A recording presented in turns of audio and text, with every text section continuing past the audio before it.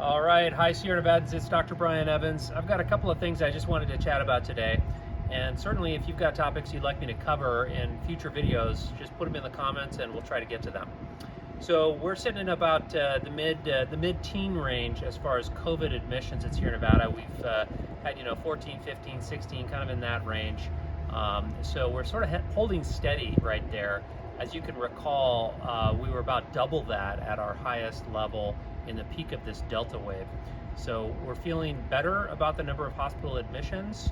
I'm certainly optimistic by the fact that California is seeing a decrease in the number of new COVID infections generally, and most other communities are seeing kind of a steady decline in the number of hospitalized patients. But we're definitely not out of this yet. We're still dealing with a lot of folks, and the COVID patients that we admit require quite a bit of care and a lot of staffing. So that's something that we're challenged by, and I'm sure that a lot of the other hospitals are feeling the same stress on that.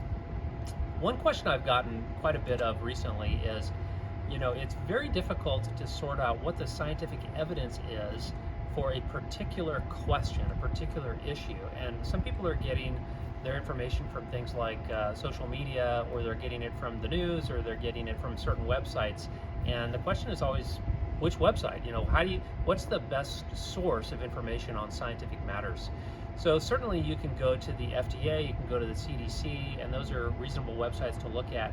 And then there's another one that a lot of people haven't heard of that's actually pretty good, which is called the Cochrane Database of Systematic Reviews. And Cochrane is one of these groups that has very high standards in terms of looking at scientific evidence and then making recommendations about what we currently know about things like medications that treat COVID and many other items.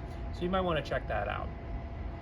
You might have seen on the news that the FDA did a review of the Pfizer vaccine, and the question they had was whether or not they should offer booster shots to individuals who have already received 2 doses of Pfizer.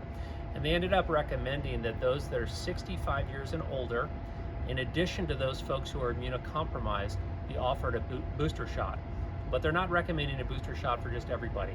And so that was a pretty decisive thing from the FDA this week, and I think that should provide some guidance for folks. On the Moderna side of it, the Moderna vaccinated individuals, they are being recommended to have a booster shot only for those who are immunocompromised. There's no word yet on whether those over 65 should be getting a 3rd Moderna shot yet, but I believe that might be a recommendation in the future. I've also been asked, well, what's it like at Sierra Nevada right now in terms of just managing the hospital? Is it sort of business as usual at this point because we're well into this pandemic?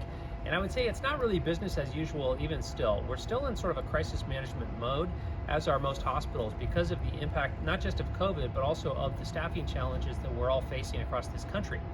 So we are meeting on a regular basis, dealing with crisis management for this COVID pandemic and the other things that go along with it.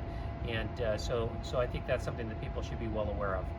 Tomorrow is World Gratitude Day. I just want to mention that because it's always good to inventory what you're grateful for, and there's so much to be grateful for in this great community. I'm certainly grateful for the support and appreciation of everybody that's helped our hospital out during this pandemic. And I also just want to mention the fact that there is a flu shot drive. It's in Twin Cities Church. It's on October the 5th. And it's going to be from 12 to 4, so certainly a good opportunity to get your flu shot done. There's going to be many other opportunities as well. Certainly advisable to get vaccinated for influenza this year as well. Okay, that's it for today. Thanks so much for your listening, and let us know if you have any questions or comments for us.